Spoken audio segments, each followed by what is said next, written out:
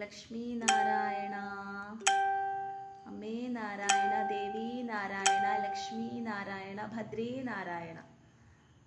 അഭയം ശ്രീ ചോറ്റാനിക്കര അമ്മ. എനിക്ക് കോള് വന്നു കേട്ടോ ഇടയ്ക്ക്. കുറച്ച് ബിസി ആയിരുന്നു. ഞാനിന്ന് ലൈവിൽ വന്നത് ചിലൊരു പ്രധാനപ്പെട്ട കാര്യം പറയാൻ വേണ്ടിയിട്ടാണ്. ഭഗവാന്റെ, അതായത് ശ്രീകൃഷ്ണന്റെ പത്നിയായിട്ടുള്ള ലക്ഷ്മി ദേവിയെ കുറിച്ചാണ്. അപ്പോൾ അഷ്ടലക്ഷ്മി സ്വരൂപം, ആ ഒരു സ്വരൂപം എന്ന് പറയുന്നത് നമുക്ക് വളരെ വളരെ എന്താ പറയുക, നമുക്ക് ലക്ഷ്മി, നമുക്ക് ധനം വേണം. ധനമുണ്ടെങ്കിൽ മാത്രമേ നമുക്ക് ഭൂമിയിൽ നമുക്ക് ജീവിക്കണമെങ്കിൽ നമുക്ക് അത്യാവശ്യത്തിന് ധനം വേണം അല്ലേ. അപ്പോൾ ഭഗവാന്റെ പ്രണയിനിയാണ് രാധാറാണി, സഖിയാണ്. ഭഗവാന്റെ കാതിനി ശക്തിയാണ് രാധാറാണി. കോള് വന്നുകൊണ്ടിരിക്കുന്നു കേട്ടോ. അമ്മയാണെന്ന് തോന്നുന്നു വിളിക്കുന്നത്, അമ്മയാണ് വിളിക്കുന്നത്. അപ്പോൾ ഭഗവാന്റെ ക്ലാദിനി ശക്തിയാണ് രാധാറാണിയെങ്കിൽ ശ്രീകൃഷ്ണ ഭഗവാന്റെ പത്നിയാണ് ലക്ഷ്മി ദേവി. അപ്പോൾ രാധാറാണിയുടെ തന്നെ വേറൊരു സ്വരൂപമാണ് ലക്ഷ്മി ദേവി എന്ന് പറയുന്നത്, അല്ലെങ്കിൽ രുക്മിണി ദേവി എന്ന് പറയുന്നത്. അപ്പോൾ ഈ രുക്മിണി ദേവി, സത്യഭാമ, എല്ലാ ഭഗവാന്റെ പത്നിമാരും 8 പത്നിമാരുണ്ട്. 8 പത്നിമാരും ലക്ഷ്മി ദേവിയുടെ തന്നെ, അഷ്ടലക്ഷ്മിയുടെ തന്നെ സ്വരൂപങ്ങളാണെന്നാണ് പറയുന്നത്. അപ്പോൾ അമ്മേ നാരായണ, ദേവി നാരായണ, ലക്ഷ്മി നാരായണ, ഭദ്രേ നാരായണ, ഈ നാമവും നമ്മൾ പ്രാർത്ഥിക്കുക. ലക്ഷ്മി ദേവീനെ നമ്മൾ പ്രാർത്ഥിക്കുക. അതുപോലെ തന്നെ പ്രാധാന്യമുള്ളതാണ് സരസ്വതി, ലക്ഷ്മി, ദുർഗ, ഭദ്ര, പാർവതി ദേവി. അപ്പോൾ പാർവതി ദേവിയുടെ ഒരുപാട് സ്വരൂപങ്ങളുണ്ട്. അപ്പോൾ പാർവതി ദേവിയുടെ തന്നെ ശാന്ത സ്വരൂപത്തിൽ വരുന്നതാണ് ദേവി ത്രിപുര സുന്ദരി എന്ന് പറയും. അപ്പോൾ ത്രിപുര സുന്ദരി ദേവി എന്ന് പറഞ്ഞു കഴിഞ്ഞാൽ നമുക്ക് സൗന്ദര്യം, യശസ് ഒക്കെ തരുന്ന ദേവിയാണ്. പാർവതി ദേവിയുടെ തന്നെ ഒരു സ്വരൂപമായിട്ടുള്ള ത്രിപുര സുന്ദരി ദേവി എന്ന് പറയും. അപ്പോൾ ആ ദേവീനെ നമുക്ക് പ്രാർത്ഥിക്കാം. അപ്പോൾ ദേവീക്ഷേത്രങ്ങളിലും പോവാം. അപ്പം ഇന്ന് ഞാൻ ഒരു ദേവീക്ഷേത്രത്തിൽ പോയിരുന്നു. അപ്പോൾ അവിടെ എന്ന് വെച്ച് കഴിഞ്ഞാൽ ആളും തിരക്കൊന്നുമില്ല, വളരെ തിരക്ക് കുറവായിട്ട് എനിക്ക് തോന്നി. കാരണം മുൻപൊക്കെ ഞാൻ പോകുന്ന ടൈമിലെന്ന് പറഞ്ഞു കഴിഞ്ഞാൽ ദേവീക്ഷേത്രത്തിൽ ഭയങ്കര തിരക്കായിരുന്നു. പക്ഷെ ഇപ്പോൾ ഇന്ന് ഞാൻ പോയപ്പോൾ എന്തെന്നറിയില്ല, ചിലപ്പോൾ ബുധനാഴ്ച ആയതുകൊണ്ടായിരിക്കാം. കാരണം ബുധനാഴ്ച നമുക്കറിയാലോ ഗണപതി ഭഗവാന്റെ ഓം ഗം ഗണപതി നമഃ. അപ്പോൾ ഗണപതി ഭഗവാന്റെ ദിവസം ആയതുകൊണ്ടായിരിക്കാം എനിക്ക് തോന്നുന്നു. അപ്പോൾ തീർച്ചയായിട്ടും ദേവീക്ഷേത്രത്തിൽ പോകുന്നവർ മുടങ്ങാതെ ദേവീക്ഷേത്രത്തിൽ പോവുക. അതുപോലെ തന്നെ ദേവിയായിട്ടുള്ള അവരുണ്ടെങ്കിൽ തീർച്ചയായിട്ടും കുടുംബക്ഷേത്രങ്ങളിലും പോവാം. ഇപ്പോൾ കൃഷ്ണനെ ഭജിച്ചു അല്ലെങ്കിൽ നാരായണനെ ഭജിച്ചു എന്ന് കരുതിയിട്ട് ദേവീക്ഷേത്രത്തിൽ പോരുതെന്നൊന്നുമില്ല. കാരണം ലക്ഷ്മി നാരായണ, അതായത് ഭഗവാന്റെ തന്നെ ലക്ഷ്മി, ഭഗവാന്റെ പത്നിയുടെ ഇതെന്ന് പറയുന്നത് ലക്ഷ്മി ദേവിയാണ്. അപ്പോൾ ലക്ഷ്മി നാരായണയാണ്. അപ്പോൾ തീർച്ചയായിട്ടും ഭഗവാന് രാധാറാണിയെ എത്രത്തോളം ഇഷ്ടമാണോ അത്രത്തോളം ഇഷ്ടം തന്നെയാണ് ലക്ഷ്മി ദേവിയോടും. അപ്പോൾ രാധാറാണിയോട് ചിലപ്പോൾ കുറച്ച് കൂടുതൽ ഇഷ്ടം ഉണ്ടായിരിക്കാം. എന്നാൽ കൂടിയും ഭഗവാന്റെ പത്നി പദം അലങ്കരിക്കുന്നത് രുക്മിണി ദേവി, ലക്ഷ്മി ദേവി, സത്യഭാമ, തുംഗഭദ്ര, പിന്നെ രംഗദേവി, സുദേവി, അത് ഭഗവാന്റെ ഗോപികമാർ. അപ്പൊ ഗോപികമാരെ കുറെ ഉണ്ട്, ജാമ്പവതി, അങ്ങനെ കുറെ പേരുണ്ട്. അപ്പം അതിൽ ഗോപികമാർ. അപ്പൊ ഭഗവാൻ എന്ന് വെച്ച് കഴിഞ്ഞാൽ അങ്ങനെ വേർതിരിയില്ല. ഭഗവാന് ഗോപികമാരോടും ഇഷ്ടമാണ്, രാധാറാണിയോടും ഇഷ്ടമാണ്, അതുപോലെ തന്നെ ഭഗവാന് ലക്ഷ്മി ദേവിയോടും ഇഷ്ടമാണ്. അപ്പം ഒരിക്കലും ഭഗവാന് തൻ്റെ പത്നിമാരെ വേണ്ടെന്ന് വയ്ക്കാൻ കഴിയില്ല അല്ലേ. അപ്പോൾ എന്താ പറയാ, ലക്ഷ്മി ദേവീനെ, രുക്മിണി ദേവീനെയും ഭഗവാൻ ഇഷ്ടമാണ്. കാരണം രുക്മിണി ദേവീനെ തട്ടിക്കൊണ്ടു പോയാണ് ഭഗവാൻ വിവാഹം കഴിക്കുന്നത്. കാരണം രുക്മിണി ദേവിയുടെ സ്നേഹം എന്ന് പറയുന്നത് അത്രയും പവിത്രം, അത്രയും ഭഗവാനോട് അത്രയും സ്നേഹമായിരുന്നു രുക്മിണി ദേവിക്ക്. അപ്പോൾ രുക്മിണി സ്വയംവരമൊക്കെ നമ്മൾ കാണില്ലേ, കുചേല വൃത്തം കാണുന്നതിൻ്റെ മുന്നേ നമ്മൾ രുക്മിണി സ്വയംവരം അല്ലേ. അപ്പം ഭഗവാൻ രുക്മിണി ദേവിയോട് അത്രയ്ക്ക് ഇഷ്ടമാണ്. ഭഗവാൻ ഒരിക്കലും രുക്മിണി ദേവീനെ അങ്ങനെ എന്താ പറയുക വിട്ടിട്ടില്ല. രാധാറാണി രുക്മിണി ദേവീനെ വിവാഹം കഴിച്ചു എന്ന് അറിഞ്ഞപ്പോൾ രാധാറാണിക്ക് ഒരുപാട് വിഷമമായി. രാധാറാണി വൃന്ദാവനത്തിലിരുന്ന് കരഞ്ഞു. എങ്കിലും പിന്നീട് രാധാറാണി അവിടെ വരുന്നതായിട്ടും രുക്മിണി ദേവിയായിട്ട് വലിയ കൂട്ടാവുന്നതായിട്ടും അവർ തമ്മിൽ ഒരുമിച്ച് ഭഗവാന്റെ കൂടെ നിൽക്കുന്നതായിട്ടും അങ്ങനെയൊക്കെയുള്ള ഒരിതുണ്ട് ദ്വാരകയിൽ വരുന്നതായിട്ട്. അപ്പോൾ ഭഗവാൻ ഒരിക്കലും ലക്ഷ്മി ദേവീനെയും രുക്മിണി ദേവീനെയും മാറ്റി നിർത്താൻ കഴിയില്ല. അപ്പോൾ ഭഗവാൻ രുക്മിണി ദേവീനെയും വേണം. അതുപോലെ ദേവീ ഭക്തരുണ്ടെങ്കിൽ അവരും ദേവീനെയും ഭജിക്കാം. ശ്രീകൃഷ്ണനെ ഭജിക്കുന്നതിനോടൊപ്പം തന്നെ ദേവീനെ കൂടെ ഭജിക്കാം. അതുപോലെ നാരായണനെ ഭജിക്കുന്നതിനോട് കൂടെ തന്നെ ലക്ഷ്മി ദേവീനെയും കൂടെ ഭജിക്കാം. അപ്പോൾ നമുക്ക് അത്രയും കൂടുതൽ ആ ഒരു എന്താ പറയുക, ആ ഒരു നമുക്ക് അത്രയും ഒരു ഹാപ്പിനെസ്, അത്രയും ഒരു എന്താ പറയുക, അനുഗ്രഹം, ദേവിയുടെ അനുഗ്രഹം കിട്ടും. ഇപ്പൊ നാരായണനെ ഭജിക്കുന്ന ലക്ഷ്മി ദേവീനെയും കൂടെ ഭജിക്കുകയാണെങ്കിൽ കൂടുതൽ ഉത്തമമായിരിക്കും. അതുപോലെ തന്നെ ശ്രീകൃഷ്ണനെ ഭജിക്കുന്നവരാണെങ്കിൽ രാധാറാണീനെയും കൂടെ ഭജിക്കുമ്പോൾ കൂടുതൽ നല്ലതായിരിക്കും. അതുകൊണ്ട് ദേവിമാരുടെ ആ ഒരു അനുഗ്രഹം വേണം. ഭഗവാൻ എല്ലാവരും ഒരുപോലെയാണ്. ഭഗവാന് തൻ്റെ പത്നിയായിട്ടുള്ള രുക്മിണി ദേവീനെ മാറ്റി നിർത്താൻ കഴിയില്ല. അതുപോലെ തന്നെ ഭഗവാന്റെ പ്രണയിനിയായിട്ടുള്ള രാധാറാണിയെ മാറ്റി നിർത്താൻ കഴിയില്ല. അപ്പോൾ ഭഗവാന് ഇപ്പോൾ രാധാറാണി ഉണ്ടെന്ന് കരുതിയിട്ട് രുക്മിണി ദേവീനെ മാറ്റി നിർത്താൻ കഴിയില്ല.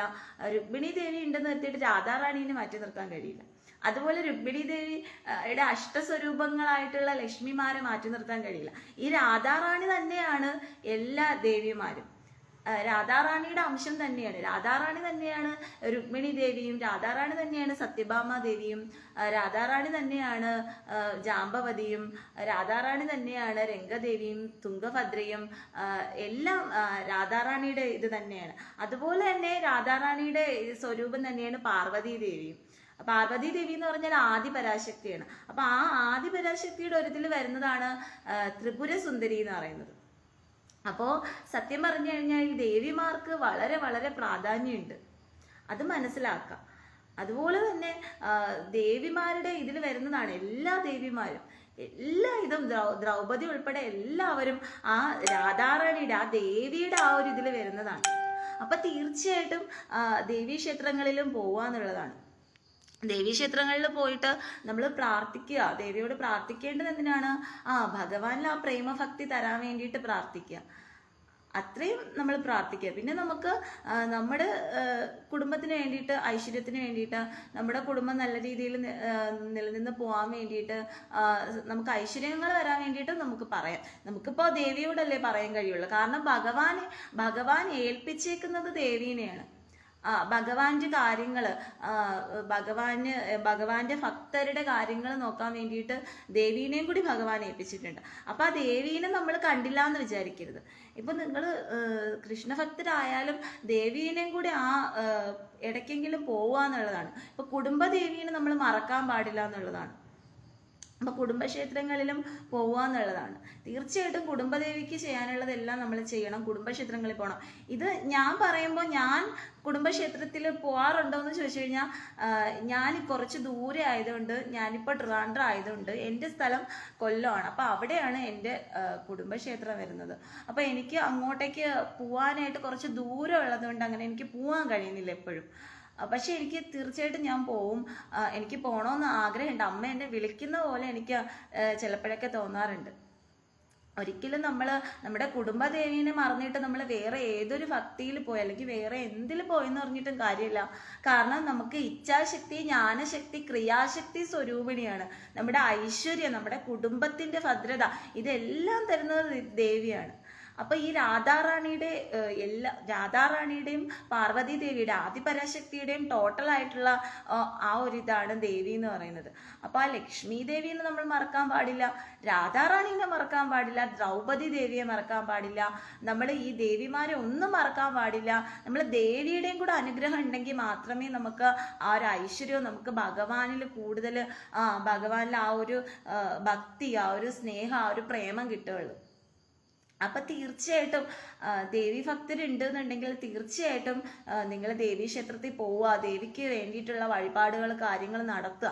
എനിക്ക് ഒത്തിരി വിഷമമായെന്ന് വെച്ചാൽ ഞാൻ ബുധനാഴ്ച ദിവസങ്ങളിലും ഈ പറഞ്ഞ അമ്പലത്തിൽ പോവാറുണ്ട്. ഭഗവതി നട എന്നാണ് ക്ഷേത്രത്തിൻ്റെ പേര്. ക്ഷേത്രത്തിൻ്റെ പേര് പറയാമെന്ന് എനിക്കറിയില്ല. അത് ഗവൺമെൻറ്റിൻ്റെ ഇതിലുള്ള ഒരു ക്ഷേത്രമാണ്. പക്ഷെ എന്തായാലും ഞാൻ പോവാറുണ്ട്. പക്ഷെ ഞാൻ ബുധനാഴ്ച ദിവസങ്ങളിലും പോകാറുണ്ട്. പക്ഷെ ബുധനാഴ്ച ദിവസങ്ങളിൽ നല്ല തിരക്കുള്ള ക്ഷേത്രം തന്നെയാണ്, ദേവീക്ഷേത്രം തന്നെയാണത്. എന്നാൽ ഇന്ന് ഞാൻ ചെന്നപ്പോൾ അവിടെ ഇങ്ങനെ ആരുമില്ല. ആകെ ഒരു കുട്ടി, 2 പേര് വന്നു, ഞാനും മാത്രമേ ഉള്ളൂ. അപ്പം എനിക്ക് ദീപാരാധന സമയത്തും ആരുമില്ല. അപ്പം എനിക്ക് വിഷമായി. കാരണം എന്താ പറയുക, എന്നെ സത്യം പറഞ്ഞു കഴിഞ്ഞാൽ എല്ലാ ഭക്തിയിലോട്ടും, ഇപ്പം ശിവഭക്തിയിലോട്ടായാലും കൃഷ്ണഭക്തിയിലോട്ടായാലും എല്ലാത്തിലും ഇൻവോൾവ് ചെയ്യിപ്പിച്ച എല്ലാത്തിലും എല്ലായിടത്തും എത്താൻ എന്നെ ഇതാക്കി തന്നത് എൻ്റെ ദേവിയാണ്. അപ്പം ആ ദേവിയിലെടുത്ത് അങ്ങനെ ഒരിത് കണ്ടപ്പോൾ എനിക്ക് ഒത്തിരി വിഷമായി. ഒരിക്കലും നമ്മൾ ദേവിയെ മറക്കാൻ പാടില്ല. കാരണം ഭഗവാന്റെ എന്താ പറയുക, ഭഗവാന്റെ പത്നീപദം അലങ്കരിക്കുന്നതാണ് ദേവി. അതുപോലെ ഭഗവാന്റെ തന്നെ വേറൊരിതാണ് ശിവഭഗവാൻ എന്ന് പറയുന്നത്. ആ ശിവഭഗവാന്റെ പത്നീപദം അലങ്കരിക്കുന്നതാണ് പാർവതി ദേവി. പാർവതി ദേവിയുടെ തന്നെ അവതാരമാണ് ഭദ്രകാളി ദേവി. അപ്പൊ ഭദ്രകാളി ദേവിയാണ് നമ്മുടെ എല്ലാം കുടുംബദേവി എന്ന് പറയുന്നത്. അപ്പൊ നമ്മൾ ഒരിക്കലും കുടുംബദേവീനെ മറക്കാൻ പാടില്ല.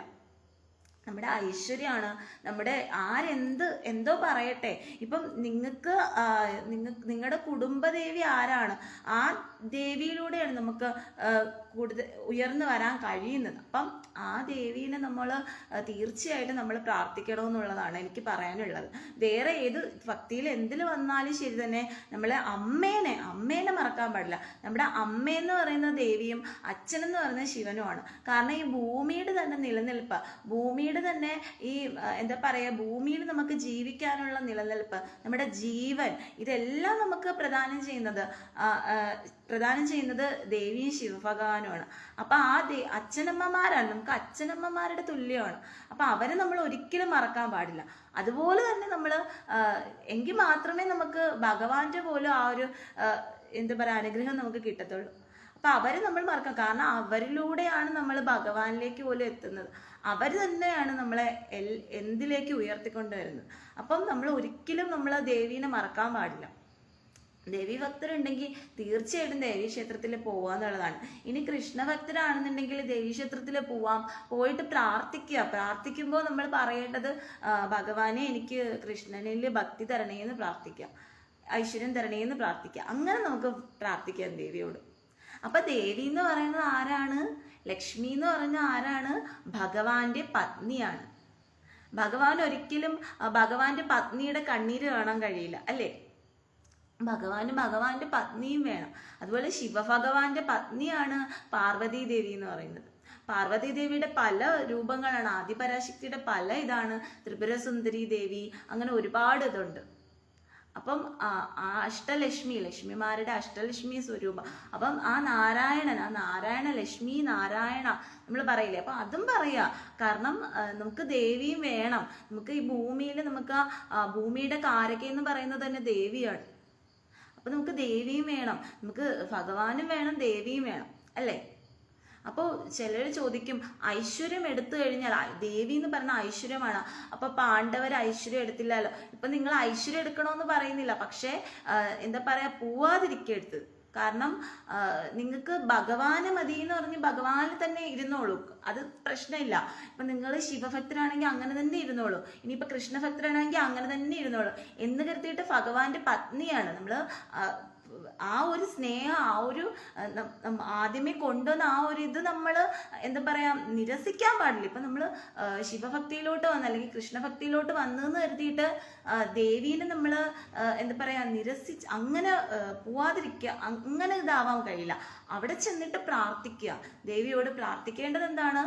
എനിക്ക് ശിവഭക്തിയിൽ ഉയരാൻ കഴിയണേ, ഇപ്പൊ എനിക്ക് കൃഷ്ണഭക്തിയിൽ ഉയരാൻ കഴിയണേ, ഇനി ദേവീ ഭക്തരാണെങ്കിൽ എനിക്ക് ദേവീ ഭക്തിയിൽ ഉയരാൻ കഴിയണേ, ഇങ്ങനെ പ്രാർത്ഥിക്കാം. മനസ്സിലായോ? അത് നിങ്ങൾ മനസ്സിലാക്കുക. അതായത് നമ്മൾ ഒന്നിനെയും ഭഗവാനുമായിട്ട് ബന്ധപ്പെടുന്ന ഒന്നും നമ്മൾ തള്ളിക്കളയാൻ പാടില്ല.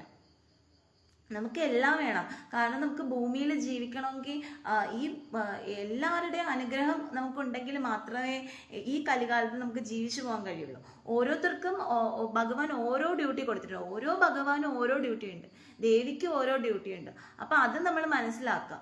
അതുകൊണ്ട് തീർച്ചയായിട്ടും ഹിന്ദുക്കൾ നിങ്ങളുടെ കുടുംബദേവി ദേവിയാണെങ്കിലും ഏത് ഭക്തിയിലാണെങ്കിലും ദേവീക്ഷേത്രത്തിൽ പോവാന്നുള്ളതാണ്. കാരണം നമ്മുടെ ഐശ്വര്യം, നമ്മുടെ സമ്പത്ത്, നമ്മുടെ സമ്പൽ സമൃദ്ധി, നമ്മുടെ കുടുംബത്തിന്റെ ഭദ്രത, അതാണ് നമ്മൾ പറയുന്ന ഭദ്രേ നാരായണ.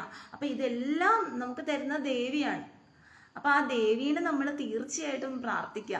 അതായത് പാണ്ഡവര് പോലും ദേവീക്ഷേത്രത്തിൽ പോയി പ്രാർത്ഥിച്ചതിന് ശേഷമാണ് യുദ്ധത്തിന് ഇറങ്ങുന്നത്, അറിയാമോ? അപ്പം ഒരു യുദ്ധത്തിന് ഇറങ്ങണമെങ്കിൽ ആദ്യമേ ദേവിയോട് വേണം പ്രാർത്ഥിക്കാൻ. ദേവിയോട് പ്രാർത്ഥിച്ചിട്ടാണ് ക്ഷത്രിയർ ആ യുദ്ധത്തിന് ഇറങ്ങിത്തിരിക്കുന്നത്. എങ്കിൽ മാത്രമേ അവർക്ക് വിജയം ലഭിക്കുകയുള്ളൂ. അപ്പം എന്താ പറയാ, നാരായണീ സേന, അതായത് കൗരവർ ഇങ്ങനെ വന്നപ്പോ നാരായണീ സേന നിങ്ങൾക്ക് വേണോ അതോ കൃഷ്ണനെ മാത്രം, ഭഗവാന് മാത്രം മതി എന്ന് പറഞ്ഞു. അപ്പൊ അവര് പറഞ്ഞു, കൗരവർ പറഞ്ഞു അവർക്ക് നാരായണീ സേന മതി, അതായത് ദേവിയുടെ ആ ഒരു സേന മതി, അത് വലിയ സേനയാണല്ലോ നാരായണീ സേന എന്ന് പറയുന്നത്, അപ്പൊ അത് മതി എന്ന് പറഞ്ഞു അവര്.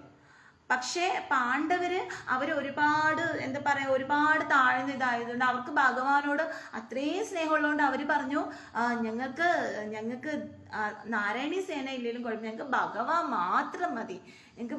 മാത്രം മതി എന്ന് പറഞ്ഞു പാണ്ഡവര്. പക്ഷെ എങ്കിലും അവർക്കറിയാം ഭഗവാന്റെ പത്നിയാണ് നാരായണി എന്നുള്ളത്. അപ്പൊ നാരായണി ഭഗവാന്റെ പത്നി ആയതുകൊണ്ട് തന്നെ പാണ്ഡവരുടെ കൂടെ തന്നെയാണ് ദേവി നിന്നത്. പക്ഷെ കൗരവരുടെ കൂടെയാണ് നിന്നതെങ്കിലും അവരുടെ ഹൃദയത്തിനുള്ളിലും, അതായത് നാരായണിയും ഒന്നാണ്. അപ്പം ലക്ഷ്മി ദേവി എങ്കിലും ഉള്ളുകൊണ്ട് പാണ്ഡവരുടെ കൂടെ തന്നെയാണ് നിന്നത്. അപ്പോൾ തീർച്ചയായിട്ടും നമ്മൾ ദേവി എന്ന് പറഞ്ഞാൽ അത്രയും പ്യുവറാണ് ദേവി. തീർച്ചയായിട്ടും ഇപ്പം ശത്രുപക്ഷത്താണ് ദേവി നിന്നതെങ്കിൽ കൂടിയും ഭഗവാന്റെ സത്യമുള്ള സ്ഥലത്ത് താഴ്ന്നു നിൽക്കുന്നവരുടെ കൂടെയാണ് ദേവി നിൽക്കുന്നത് മനസ്സുകൊണ്ട്. അപ്പം ആ ദേവീനെ നമ്മൾ കണ്ടില്ല എന്ന് വിചാരിക്കരുത്. തീർച്ചയായിട്ടും നമുക്ക് കലികാലത്തില് ദേവിയുടെ ആ ഒരു പ്രസൻസ് വേണം, ആ ഒരു അനുഗ്രഹം നമുക്ക് വേണം. അതുകൊണ്ട് തീർച്ചയായിട്ടും ദേവീക്ഷേത്രത്തിൽ പോകാന്നുള്ളതാണ്. ദേവീക്ഷേത്രത്തിൽ പോയിട്ട് നിങ്ങൾ വഴിപാട് കഴിക്കുക, ദേവിയോട് പ്രാർത്ഥിക്കുക. ഇനി നിങ്ങൾ ഏത് ഭക്തിയിലോട്ട് വന്നാലും ദേവിയോട് ഇങ്ങനെ പ്രാർത്ഥിക്കുക, എനിക്ക് അമ്മ എന്താണ്, അമ്മയുടെ ഹിതം എന്താണ്, അത് ഞാൻ അനുസരിക്കാം. അമ്മ പറയൂ, അമ്മയുടെ ഹിതം ഞാൻ അനുസരിക്കാന്നുള്ള രീതിയിൽ നമ്മൾ ആ അമ്മയോട് സാഷ്ടാംഗം പ്രണാമം ചെയ്ത് ആ അമ്മയോട് നമ്മൾ ചോദിച്ചു വാങ്ങുക. അമ്മയോട് നമ്മൾ പറയുക നമ്മുടെ ആഗ്രഹം എന്താണെങ്കിലും, അത് അമ്മ സാധിച്ചു തരും. ഇപ്പം ഇങ്ങനെ ഭഗവാനെ ആണെങ്കിലും നമ്മൾ ദേവീനെ നമ്മൾ മനസ്സിലാക്കും. പാണ്ഡവർക്ക് സ്നേഹമുണ്ട്, അമ്മയോടുള്ള സ്നേഹമുണ്ട്. നാരായണീ സേന അമ്മയോടുള്ള ആ ഒരു ഇതാണ്, നാരായണിയാണ് എൻ്റെ അമ്മയാണ്, ഞങ്ങളുടെ അമ്മയാണ്, ഞങ്ങളുടെ എല്ലാമാണ്. അപ്പൊ ആ ഒരിത് അവരുടെ മനസ്സിലുണ്ട്. എന്നിട്ടുകൂടി അവർ ഭഗവാനെ തിരഞ്ഞെടുത്തത് എന്തെന്ന് വെച്ച് ചോദിച്ചു കഴിഞ്ഞാല് അവരത്രയും എന്താ പറയാ, ഭഗവാനെ അതിലേറെ ഭഗവാൻ ഒരു വിശ്വാസം ഉള്ളതുകൊണ്ടാണ്. അല്ലെങ്കിൽ വിട്ടുകൊടുക്കാനുള്ള ഒരു മനസ്ഥിതി, ആ ഒരു താഴ്മ അതവർക്ക് ഉള്ളത് കൊണ്ടാണ്. മനസ്സിലായി? ഇപ്പൊ നമ്മൾ ആ ഒരു താഴ്മയാണ്, നമുക്ക് വിട്ടുകൊടുക്കാനുള്ള താഴ്മ ആദ്യമേ ഉണ്ടാക്കിയെടുക്കാം. അതോടൊപ്പം തന്നെ നമ്മൾ ആ ഹൃദയത്തിൽ ഇപ്പം സീതാരാമനെ ആണെങ്കിൽ അങ്ങനെ, രാധാകൃഷ്ണനെ ആണെങ്കിൽ അങ്ങനെ, ലക്ഷ്മി നാരായണനെ ആണെങ്കിൽ അങ്ങനെ, ശിവപാർവതി ആണെങ്കിൽ അങ്ങനെ നമ്മൾ പ്രതിഷ്ഠിക്കാന്നുള്ളതാണ്. അപ്പൊ അവിടെ നമ്മൾ രണ്ടായിട്ട് കാണുന്നില്ല, ഒന്നായിട്ടാണ് കാണുന്നത്. അപ്പൊ തീർച്ചയായിട്ടും എല്ലാവരും ദേവീക്ഷേത്രത്തിൽ പോകണം. കാരണം ഭഗവാന്റെ പത്നീപദം അലങ്കരിക്കുന്നതാണ് ലക്ഷ്മി ദേവി എന്ന് പറയുന്നത്. അപ്പൊ ഭഗവാന് എത്രത്തോളം രാധാറാണിയോട് ഇഷ്ടമുണ്ടോ അത്രത്തോളം തന്നെ ഇഷ്ടം ലക്ഷ്മി ദേവിയോടുണ്ട്. ഇനി കുറച്ച് കൂടുതൽ ഇഷ്ടം രാധാറാണിയോടാണെങ്കിൽ കൂടിയും ഭഗവാന്റെ പത്നിയാണ് ലക്ഷ്മി ദേവി. അതുകൊണ്ട് തന്നെ ഭഗവാൻ ലക്ഷ്മി ദേവിയോട് കൂടി ഇഷ്ടമുണ്ട്. അതുകൊണ്ട് തീർച്ചയായിട്ടും ലക്ഷ്മി ദേവിയുള്ള ക്ഷേത്രങ്ങളിലും പോവുക. അതേപോലെ ഭദ്രദേവിയുള്ള ക്ഷേത്രങ്ങളിൽ പോവുക, ദുർഗാദേവി ഇരിക്കുന്ന ക്ഷേത്രങ്ങളിൽ പോവുക. ഇനി ബാലത്രിപുര സുന്ദരി ദേവി ഇരിക്കുന്ന ആണെങ്കിൽ അങ്ങനെ പോവുക, ത്രിപുര സുന്ദരി ക്ഷേത്രമാണെങ്കിൽ അങ്ങനെ. നിങ്ങൾക്ക് ഏത് ഇതിലാണ് ദേവീ ക്ഷേത്രത്തിലാണ് പോകാൻ കഴിയുക, അങ്ങനെ ആണെങ്കിൽ നിങ്ങൾ ആ ദേവീ ക്ഷേത്രങ്ങളിൽ പോവാന്നുള്ളതാണ്. അപ്പോൾ തീർച്ചയായിട്ടും ദേവിയുടെ അനുഗ്രഹം എല്ലാവർക്കും ഉണ്ടാകട്ടെ എന്ന് പ്രാർത്ഥിക്കുകയാണ്. നമുക്ക് ഇപ്പോൾ പ്രകൃതിയിൽ ഓരോരോ ഇത് വരുന്നുണ്ട്. അതായത് ഇപ്പം ചിലപ്പോൾ ചില സമയത്ത് നല്ല ചൂട് കാലാവസ്ഥയായിരിക്കും, ചില സമയത്ത് തണുത്ത നല്ല മഴയായിരിക്കും. അപ്പം ഇതൊക്കെ പ്രകൃതിയുടെ ഒരു പ്രകൃതിക്ക് സഹിക്കാവുന്നതിലും അപ്പുറം ഭൂമിയിൽ അത്രയ്ക്കും പാപങ്ങൾ അത്രയ്ക്ക് ഇതൊക്കെ നടക്കുമ്പോഴാണ് ദേവിക്ക്, ഭൂമിദേവിക്ക് പോലും, ഭൂമിദേവി എന്ന് പറയുന്നത് തന്നെ ഭഗവാന്റെ ഭാര്യയാണ്, പത്നിപദം അലങ്കരിക്കുന്നതാണ്. അപ്പം ആ ദേവിക്ക് അത്രയും സഹിക്കാൻ വയ്യാതാവുമ്പോഴാണ് ഈ കാലാവസ്ഥാ വ്യതിയാനങ്ങളൊക്കെ ഉണ്ടാവുന്നത്. അപ്പം അതുകൊണ്ട് നമ്മൾ തീർച്ചയായിട്ടും ദേവീനെ പ്രസാദിപ്പിക്കുക എന്നുള്ളത്, ആ ദേവിയോട് പ്രാർത്ഥിക്കുക എന്നുള്ളത് വളരെ അത്യന്താപേക്ഷിതമാണ് ഈ കലികാലത്തിൽ. തീർച്ചയായിട്ടും ദേവിയും നമുക്ക് വേണം, ഭഗവാനും വേണം. ഭഗവാൻ ആരെയും മാറ്റി നിർത്തിയിട്ടില്ല. ഭഗവാന് രാധാറാണിയും വേണം, ലക്ഷ്മി ദേവിയും വേണം. ലക്ഷ്മി ദേവിയുടെ അഷ്ടലക്ഷ്മിമാരുടെ സ്വരൂപമായിട്ടുള്ള സത്യഭാമ, ജാമ്പവതി, ഇത്തരം ദേവിമാരെ എല്ലാവരെയും ഭഗവാൻ ഒരുമിച്ച് കൊണ്ടുപോകുന്ന ആളാണ്. കാരണം ഓരോ പത്നിമാരടുത്തും ഓരോ ഭഗവാന്റെ സ്വരൂപമാണ്. അത് നാരദമുനി, ഞാൻ അന്ന് പറഞ്ഞിട്ടുണ്ടായിരുന്ന ഒരു കഥ. അതായത് നാരദമുനി വന്ന് നോക്കുമ്പോഴത്തേക്ക് പിന്നെ ലക്ഷ്മി ദേവിയുടെ സ്വരൂപം രുക്മിണി ദേവിയുടെ അടുത്ത് ഒരാള്, സത്യഭാമ ദേവിയുടെ അടുത്ത് ഒരാള്, അങ്ങനെ ജാമ്പവതി ദേവിയുടെ അടുത്ത് ഒരാൾ, അങ്ങനെ ഭദ്രാദേവിയുടെ അടുത്ത് ഒരാള്, രംഗദേവിയുടെ അടുത്ത് ഒരാള്, തുംഗഭദ്ര, കാളിന്തി, പിന്നെ കാളിന്തി ദേവിയുടെ അടുത്ത് ഒരാള്, അങ്ങനെ ഓരോ ഭഗവാന്റെ പത്നിമാരടുത്തും ഓരോ ശ്രീകൃഷ്ണനാണ്. അപ്പം അത് മനസ്സിലാക്കുക. അത്രയ്ക്കും ഭഗവാൻ അത്രയ്ക്കും ഇതാണ്. ഭഗവാന് ആരൊക്കെയുള്ളത്? ഭഗവാന് ഗോപികമാരുണ്ട്, ഗോപികമാരെ ഭഗവാൻ ഇഷ്ടമാണ്. അതുപോലെ രാധാറാണീനെ അത്രയും ഗോപികമാരിൽ ഏറ്റവും കൂടുതൽ ഇഷ്ടം രാധാറാണീനെ ഇഷ്ടമാണ്. അതുപോലെ ലക്ഷ്മി ദേവിയുണ്ട് ഭഗവാന്, ലക്ഷ്മി ദേവിനെ മാറ്റി നിർത്താൻ പറ്റില്ല, ലക്ഷ്മി ദേവിനെ ഇഷ്ടമാണ്. അതുപോലെ തന്നെ ലക്ഷ്മി ദേവിയുടെ അഷ്ടലക്ഷ്മി സ്വരൂപമായ സത്യഭാമ, ജാമ്പവതി, തുംഗഭദ്ര, കാളിന്തി, രംഗദേവി, അങ്ങനെ അങ്ങനെ 8 ഭാര്യമാരുണ്ട്, അവരെ ഇഷ്ടമാണ്. പിന്നെ ഭഗവാൻ നരകാസുരനിൽ നിന്ന് രക്ഷിച്ചുകൊണ്ട് വന്ന ഭാര്യമാരുണ്ട്, അവരെ ഇഷ്ടമാണ്. 16,008 അങ്ങനെയാണ് പറയുന്നത് ടോട്ടൽ. അപ്പം അതിൽ 16,000 ഭാര്യമാരുണ്ട്. അതെന്ന് പറഞ്ഞ് ആ 16,000 ഭാര്യമാരിൽ അവരടുത്ത് ഓരോ ഭഗവാനാണ്. അപ്പം അവരെ ഭഗവാൻ ഇഷ്ടമാണ്, അവരെയും ഭഗവാൻ ചേർത്ത് നിർത്തുന്നുണ്ട്. അപ്പോൾ ഭഗവാൻ ആരെയും മാറ്റി നിർത്താൻ കഴിയില്ല. ഭഗവാൻ എല്ലാവരെയും ഇഷ്ടമാണ്, ഭഗവാൻ എല്ലാവരെയും സ്നേഹിക്കുന്നുണ്ട്, ഭഗവാൻ എല്ലാവരും വേണം. ഭഗവാന്റെ അച്ഛനും അമ്മയും ഉണ്ട്, അച്ഛനും അമ്മയെ ഇഷ്ടമാണ്. അതുപോലെ പാണ്ഡവരെ ഇഷ്ടമാണ്, പാണ്ഡവരുണ്ട് ഭഗവാന്. അതുപോലെ ഈ അഷ്ടസഖിമാര്, അഷ്ടലക്ഷ്മിമാര്, അഷ്ടഭാര്യമാര്, പിന്നെ അവരുടെ ഭാര്യമാര്, അതുപോലെ തന്നെ ഗോപികമാര്, എല്ലാവരെയും ഭഗവാൻ ഒറ്റയ്ക്കാണ്. ഭഗവാൻ ഒറ്റയ്ക്കെന്ന് പറഞ്ഞാൽ ഭഗവാന്റെ സ്വരൂപത്തിൽ പല പല രൂപങ്ങളായിട്ട് ഭഗവാൻ അവരെ സംരക്ഷിച്ചു അവരെ സ്നേഹിച്ചു പോവാണ്. അതാണ് മനസ്സിലാക്കേണ്ടത്. അതുപോലെ ഇനിയും ഭഗവാനിൽ പ്രാർത്ഥിച്ച് ആ ഒരു ഇതിലേക്ക് വരുമ്പോൾ നമ്മളും ആ ഒരു ഇതിലേക്കാണ് ഉയരാൻ ശ്രമിക്കേണ്ടത്. ഒരു ഗോപികയായിട്ട് ഉയരാൻ, അല്ലെങ്കിൽ ഭഗവാന്റെ ആ ഒരു പത്നിയുടെ ഇതിൽ ഉയരാൻ. ഭഗവാൻ നമുക്ക് പല ഇതിൽ സ്നേഹിക്കാൻ പറ്റും. മനസ്സിലായോ? അതുകൊണ്ട് ലക്ഷ്മി ദേവി എന്ന് പറയുന്ന ഭഗവാന്റെ പത്നിയാണ്. അതുപോലെ ശിവഭഗവാന്റെ പത്നിയാണ് പാർവതി ദേവി. പാർവതി ദേവി എന്ന് പറഞ്ഞാൽ ആദിപരാശക്തിയാണ്. അതുപോലെ തന്നെ ത്രിപുര സുന്ദരി, അങ്ങനെ ദേവിയുടെ പല ഭാവങ്ങളുണ്ട്. അപ്പൊ അങ്ങനെ ദുർഗാദേവി. അപ്പൊ ഇതെല്ലാം നമ്മൾ പ്രാർത്ഥിക്കുക എന്നുള്ളത്. എല്ലാം നമ്മൾക്ക് ദേവീക്ഷേത്രങ്ങൾ എവിടെയൊക്കെ, ഭദ്രാദേവി ക്ഷേത്രം, ദുർഗാദേവി ക്ഷേത്രം, എവിടെയൊക്കെ പോകാൻ പറ്റുമോ അവിടെ എല്ലാം നമ്മൾ സമയം കിട്ടുമ്പോൾ പോവുക. കുടുംബക്ഷേത്രങ്ങളുണ്ടെങ്കിൽ തീർച്ചയായിട്ടും, ഇനിയും കുടുംബക്ഷേത്രങ്ങളിൽ പോകാത്തവരുണ്ടെങ്കിൽ തീർച്ചയായിട്ടും കുടുംബക്ഷേത്രങ്ങളിൽ പോവുക. കാരണം കുടുംബദേവിയുടെ അനുഗ്രഹം ഇല്ലാന്നുണ്ടെങ്കിൽ നമുക്ക് ഒന്നിനും കഴിയില്ല. നമ്മുടെ ഇച്ഛാശക്തി, ജ്ഞാനശക്തി, ക്രിയാശക്തി സ്വരൂപമാണ് ദേവി എന്ന് പറയുന്നത്. അപ്പോൾ ഭഗവാന്റെ ക്ഷേത്രങ്ങളിൽ പോവാം, ശിവഭഗവാന്റെ ക്ഷേത്രങ്ങളിൽ. ഇനി ശിവഭഗവാന്റെ ശിവഭഗവാന്റെ ഉള്ള ക്ഷേത്രമാണ് കുടുംബക്ഷേത്രം, അവിടെ പോവാം. എല്ലായിടത്തും പോവാന്നുള്ളത്, നമ്മൾ പ്രാർത്ഥിക്കുക എന്നുള്ളതാണ്. വഴിപാടുകളൊക്കെ ചെയ്യാൻ നമ്മൾ പ്രാർത്ഥിക്കുക എന്നുള്ളതാണ്. ഇത്രയാണ് പറയാനുള്ളത് കേട്ടോ. ഇനി ആരൊക്കെയാ വന്നിട്ടുള്ളതെന്ന് നോക്കാം. ഷിയക്സ്, ധനേഷ്, ധനു, ശശികുമാർ, ഇൻസ്റ്റ, ബിപിൻ കൃഷ്ണ, അസ്വോസ്, ജോൺസ്, അമ്പിളി, ശ്രീകുമാർ, സൂര്യൻ, ഷിജുകുമാർ, സോനു, ബ്ലാക്ക് വോൾഫ്, സൂര്യൻ,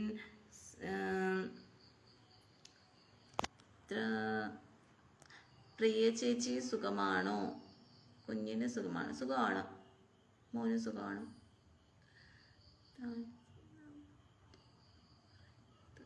മനസ്സിലായില്ല. ഇത്ര പറ്റി പറയുന്നത് ദേവി, അത് മനസ്സിലായില്ല, ഒന്നുകൂടെ ചോദിക്കാമോ? ഓക്കേ. ഹരേ കൃഷ്ണ. ലക്ഷ്മി നാരായണ. സർവം കൃഷ്ണ അർപ്പണമസ്തു. ജയ ശ്രീ രാധേ രാധേ. ജയ ശ്രീ രാധേശ്യാം. ജയ ശ്രീ ലക്ഷ്മി നാരായണ. ജയ ശ്രീ രാധേശ്യാം.